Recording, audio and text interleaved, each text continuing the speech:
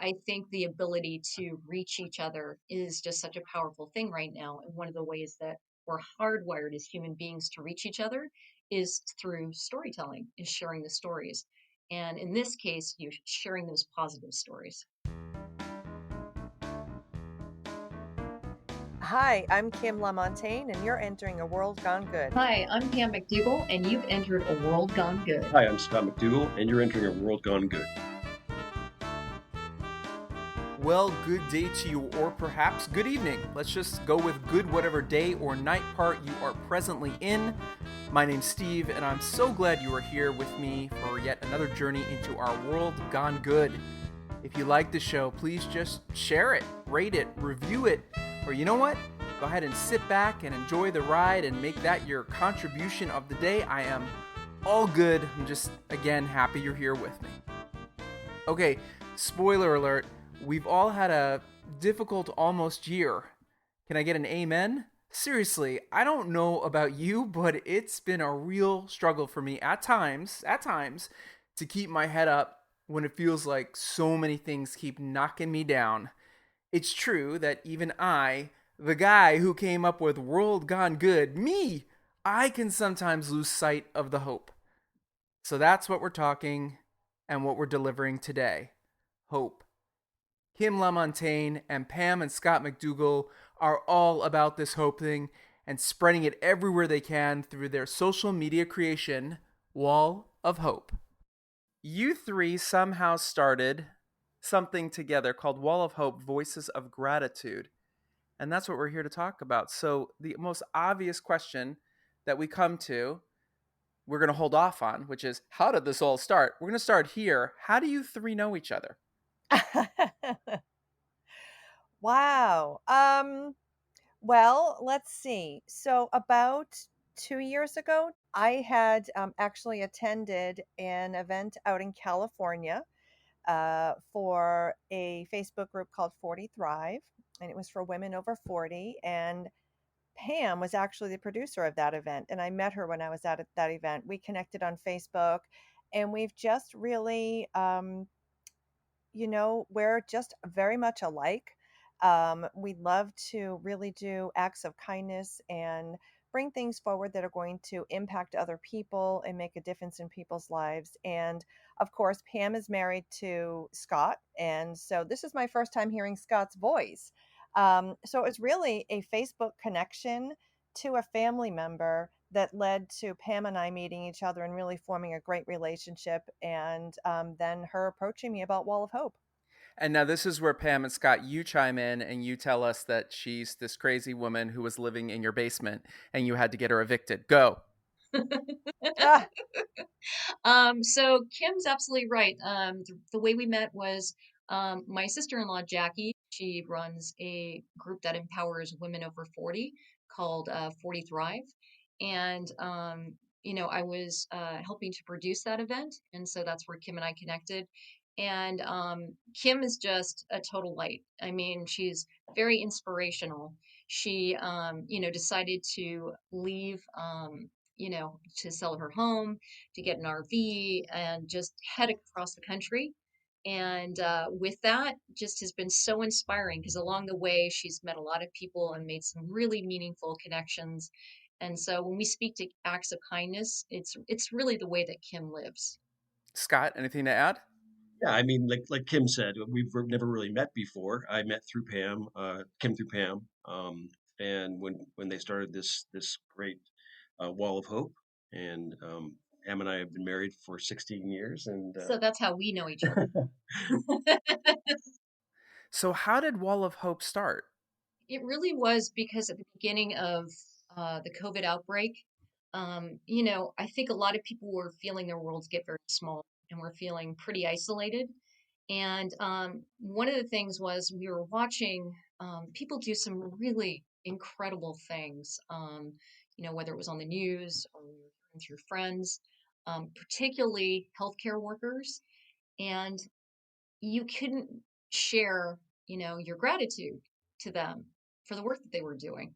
So we thought it would be a really, really great idea to build a Facebook community where we could thank them, reach out to them and say thank you for the work they were doing since we couldn't do it in person, and amplify, that gratitude by the people who were in there so that they could hopefully really feel, the love. Was there any personal connection? Did you guys know any first responders or nurses or doctors or anything? I don't know that I personally did. As Pam had approached me with this phenomenal idea and wanted me to help her bring this to life, and so we partnered on it, and it has been a beautiful organic group that's really grown organically, and there were no particular connections to healthcare professionals, but I will say that in the work that I do in my personal life, I have a lot of connections to healthcare professionals, and specifically one particular Facebook group for nurses and clinical professionals. And I'm their subject matter expert for them in the field of mental health. And many of those Wall of Hope Voices of Gratitude posts I've shared into that group because they've really celebrated the healthcare professionals. And the response to those posts have always been very positive, and so I really, it's not a personal connection. It's just like what Pam said. It's just recognizing the first responders, the frontline healthcare providers, essential workers, and being able to say, look at all the great things that are going on out there. What great acts of kindness are happening, and recognizing and amplifying what they're doing out in the community. So, how did you grow this? You were saying you grew it organically. I'm a guy who, much like you, started this podcast because I just wanted to bring some good into a dark time. And I was also trying to find a podcast that did this where there weren't 1,000 um, commercials and or plugs for people's books. Yeah, I'm commercial free at the moment, but don't get me wrong. Like I always say, if Toyota calls and says they want me to give me $50,000 in a new Prius, I'll be more than happy to plug them. Um, Right. I'm You might Absolutely. You'd consider it. consider it too. So how did it start? And then what did you guys do to spread the word? It was honestly reaching out to friends and family and, colleagues.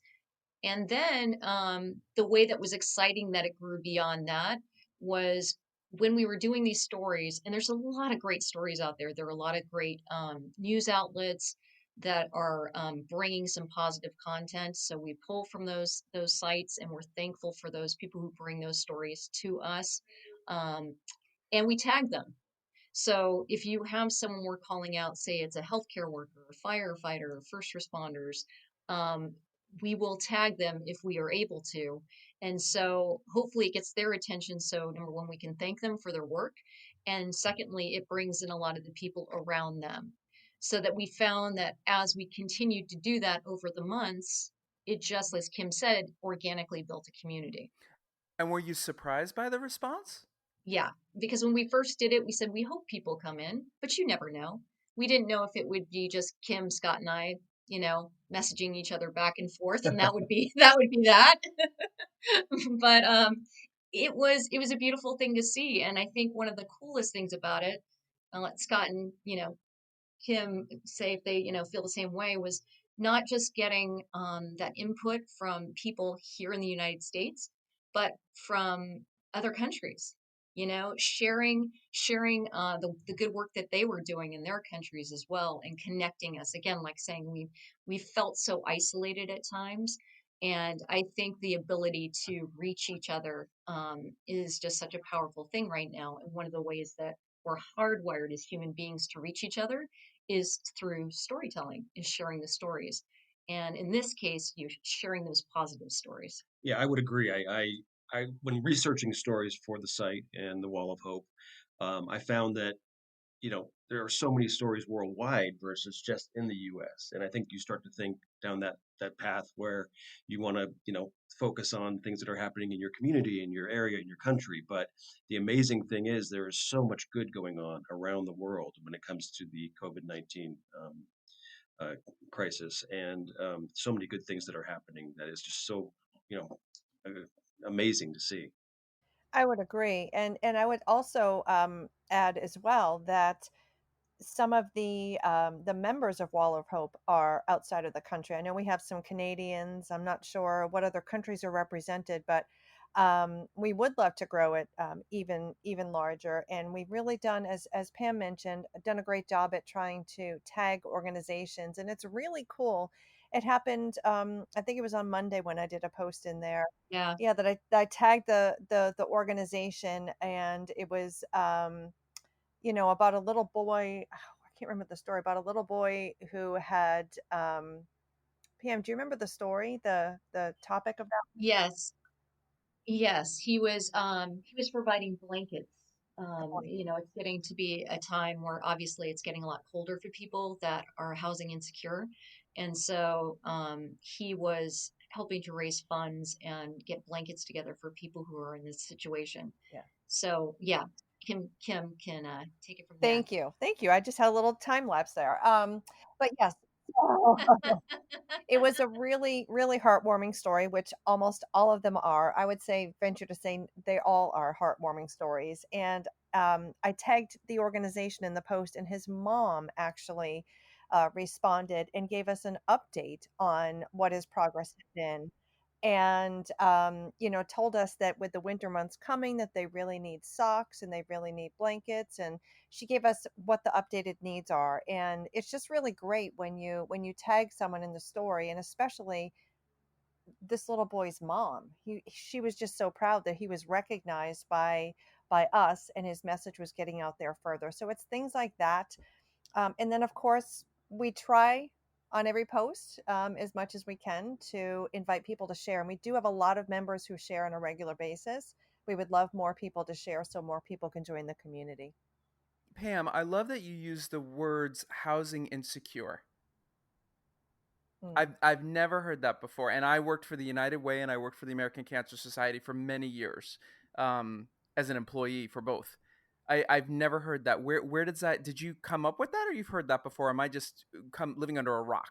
No, no, no. It is one of those things that, again, like as we continue to research our stories, I'm learning a lot too. And so that, we've had a lot of really inspiring people that have worked with the homeless. And when I saw that, just like you, it really resonated with me because anything from, food insecurities and housing insecurities, it really is just a matter of resources. And so we could all be in that situation. We are fortunate to have the resources to um, empower us to be in our homes, to put food on our family or on our, I'm sorry, let me say that again. No, it's great to put food on our family. That's great. No, go ahead. Yes, isn't it? Isn't it? Yeah. Um, no, we're fortunate enough, and think about in these times, it's so difficult to be able to put food on our tables and to have a roof over our head. So, it is an insecurity in the sense that those resources aren't there. And so, these are people out there. Some of these really inspiring people, are the ones who are providing the resources, to secure that. And yeah, speaking to what something Kim said, it's like it's such a gift, when someone responds and says, "Hey, I see that you acknowledge the work we're doing." Like that's really what it's all about, is amplifying that gratitude to the people who are doing this good work, and also just, as you have these moments, these acts of kindness and these acts of service that are being done on our front lines, and you daily bring these forward, I just think that it helps to hopefully lift people's spirits. And, if you practice that in your daily life, even with the difficulties or, some of the divisiveness we have going on in our world today, it makes a difference. And it must, I mean, I know this from my own experience. It must feel good to put something out there like this and know you're not alone. There are other people out there who feel what you're feeling. Yes, and I think that's very important because there are a lot of people who are struggling, and really the focus of the Wall of Hope is to bring messages of hope and inspiration. As has been mentioned before, there's a lot of really difficult things that are going on right now in the world, and you know what really brings joy to my heart is when And there's a couple of members who have said this in the past, that they look forward to seeing the stories in Wall of Hope, or that these stories always make my day, because they know that every time they go to Wall of Hope, it's going to be something positive, something full of gratitude, kindness, innovation, children, teenagers, elderly, stepping up, stepping out of their comfort zones, and doing things that are really making an impact. So it really is very fulfilling to really interact with the members and get that positive feedback that, wow, they look forward to our messages every day, our stories. Yeah, and it's fantastic when they share their stories. That's something that Hmm. Kim, Scott, and I really love to see, because it's there for them as well as the people that we're celebrating. So when they get the opportunity to celebrate someone in their life that's on the front lines or doing an act of kindness, that's really rewarding for us too. And you've seen them do some incredible things. We were in awe. Like, there was a firefighter who actually lifted a woman up to the window of her family member's hospital room so that Hmm. she could look eye to eye through the window. And just incredible stories, like guys running around in tights dressed as Superman so they can uplift the spirits of the kids in the neighborhood, who were, at the time we were doing stay at home. It was just really rewarding to watch, and there are kids that are doing amazing things. That's the other thing that's absolutely blown us away, is watching what the kids have done. There's a little boy in Africa who created a mechanism for delivering safe water to his village. There's a young woman in, I believe, Texas, who is helping gain insights into the SARS-CoV-2 virus that causes COVID-19. And these are teenagers. I mean, Mm. we're blown away. Definitely makes me feel a little insecure about what I've accomplished at this point, I considering they're like know. 13 and 14. But Right.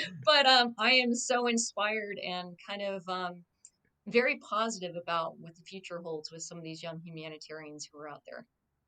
And just to dovetail on that real quickly, Pam, when you're talking about these kids who are stepping up to the plate, and some of them are 5 and 6 years old, and then there's older folks. But one of the themes of the post is that someone recognized that there was a gap. Someone recognized that there was a need.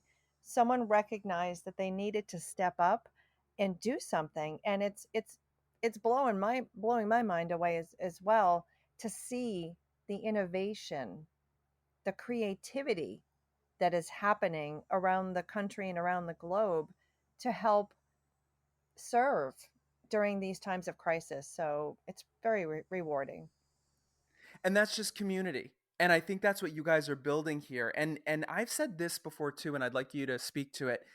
Sometimes we talk ourselves out of things because we think we're the only one.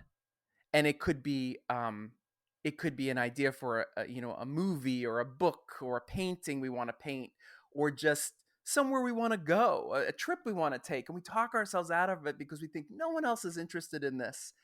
And then you guys just proved, surprise, people are.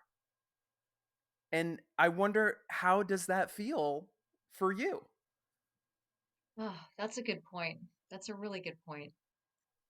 Um, yeah, I think there was a little, like we said, there was a little what are people going to come in or not?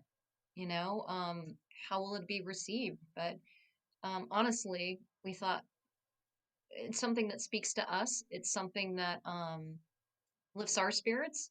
So hopefully, that thing where you feel like if you connect to something, hopefully others will connect to it too. Mhm. I would agree with you, Pam. And then also, just the feeling of just knowing that we're bringing good content to the members in the group, it's very satisfying. And Pam and Scott do an excellent job at mining the content. I not so much. I do some. Oh, I she have to does. say, You they do. do a lot of it. Um, and some of the stories, it's like, oh my gosh, I'm just flabbergasted when I go through them. And sometimes I go through the list and think, which one do I want to do today? And um, it really is just heartwarming, like I said before, when one of the members said that I really look forward to this group every day. Um, and seeing something that's positive, that just puts a smile on my face. Yeah, and like you said, Steve, community is such a powerful thing. We've watched it time and time again with the stories. We've seen one person ignite an entire community.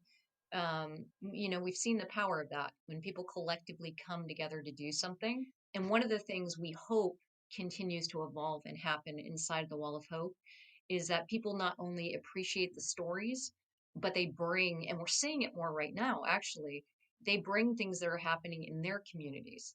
So if people are able to, if it aligns with their giving, if it aligns with their passion for what they want to do in the world, that they can join and make a difference together. And that's something that's really exciting to see.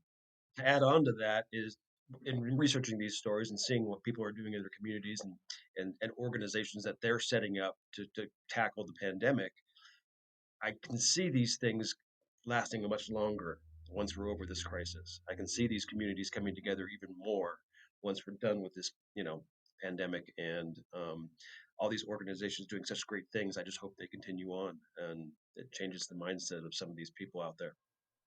And that leads us to my next question, which you just did perfectly. It's written right here. Ready? Where does it go in the future post COVID world? That's what I wrote down. Where does Wall of Hope go once we are and we will be past COVID? I don't see that it's going to go anywhere because I think it's going to be post COVID at some point, but COVID is always going to be with us, and there's going to be survivors. There's going to be stories of survivors and how they made it through, and celebrating those. And so, from my perspective, I hope COVID goes away soon. I'm not sure what the time frame is going to look like, but I think it's going to be long lasting, and Wall of Hope is here to stay, in my opinion. I'm not sure what you and Scott think over there, Pam. Well, I think partly like what Kim's saying, we obviously are still dealing, with COVID and doing our best to be safe, yet be able to also engage each other, as human beings.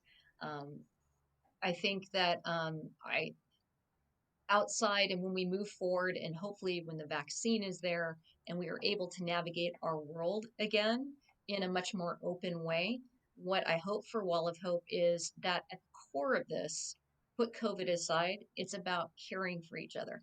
It's about Mm. community. It's about connecting as human beings and really the power we have to help one another, in life, and serve one another. Whether it's something as simple as, you know, leaving some sweet note on someone's door anonymously, or doing something on a much more massive scale, like with our healthcare workers. We've had 36 million lives that they've helped save around the world.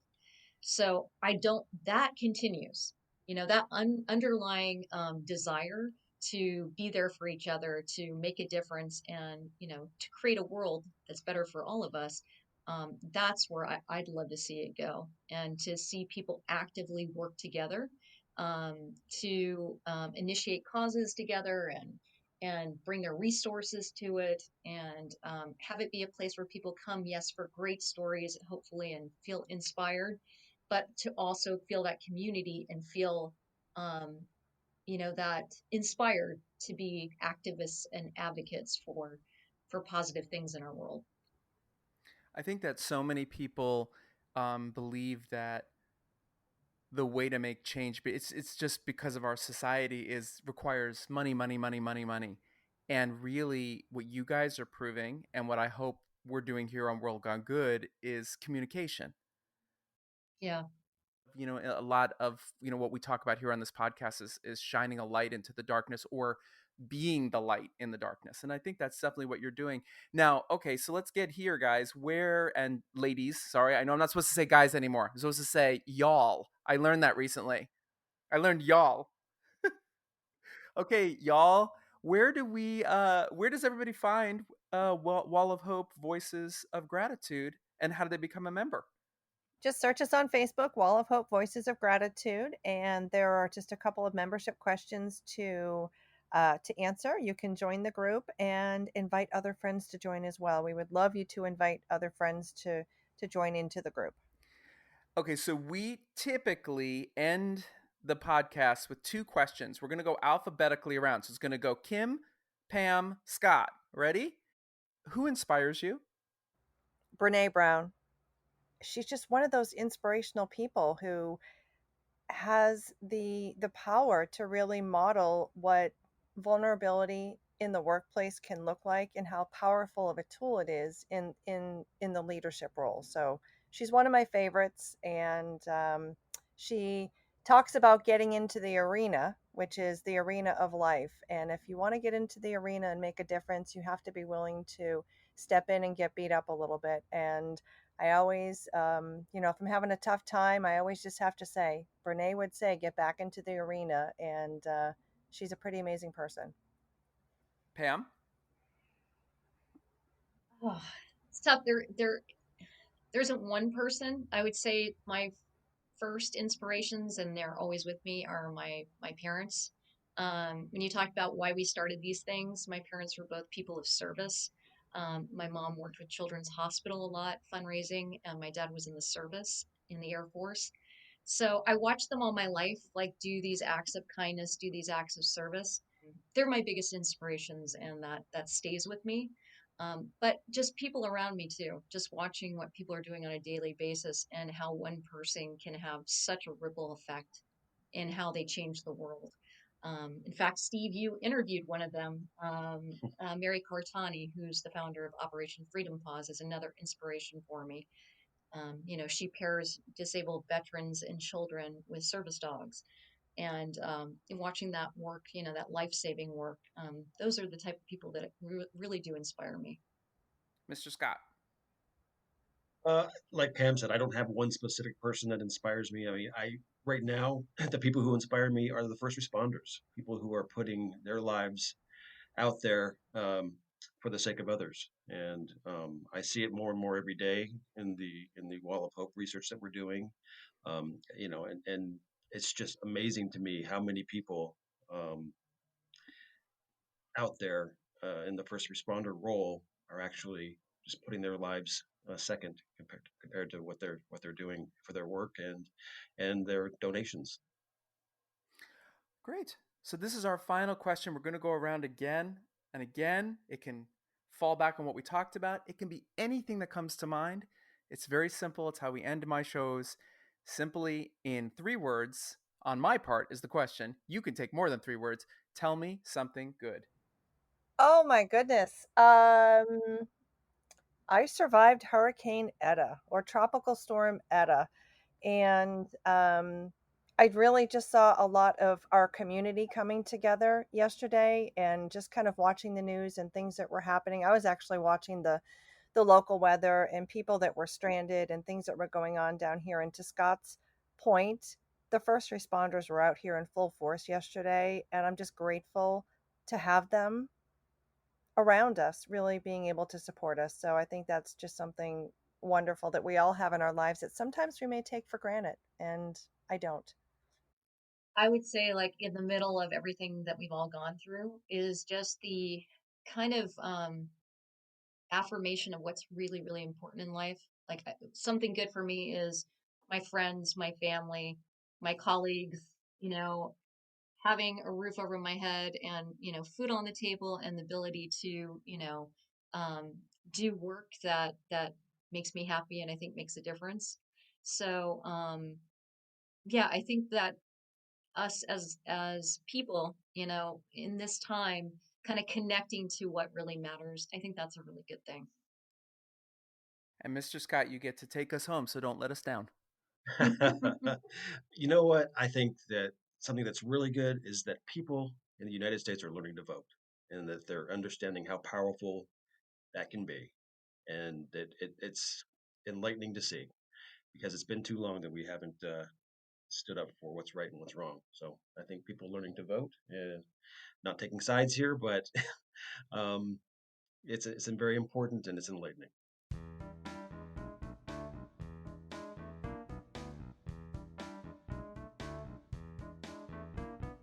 Thank you, Kim, Pam, and Scott, for sharing your good with us today. If you are on the Facebooks, look them up. It's Wall of Hope. Join the group and get in on the good. Next time on World Gone Good. If you move yourself in just the right position or shift yourself forward enough or back enough or to the right or to the left, all of a sudden you find this place of balance. So that was the first kind of check of consciousness that I had with my body, and that was probably the first connection that I had as far as mindfulness. It was a connection of body and just where it is in space and how to find better balance. Who is ready to get their downward dog on? We're inhaling our good air, exhaling our worries away, getting present and mindful and bendy with Yoga Master Jake Ferree. Until then, be good.